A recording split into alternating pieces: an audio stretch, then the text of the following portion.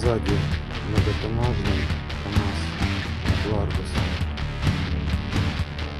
При заезде получается на В сторону Корчи.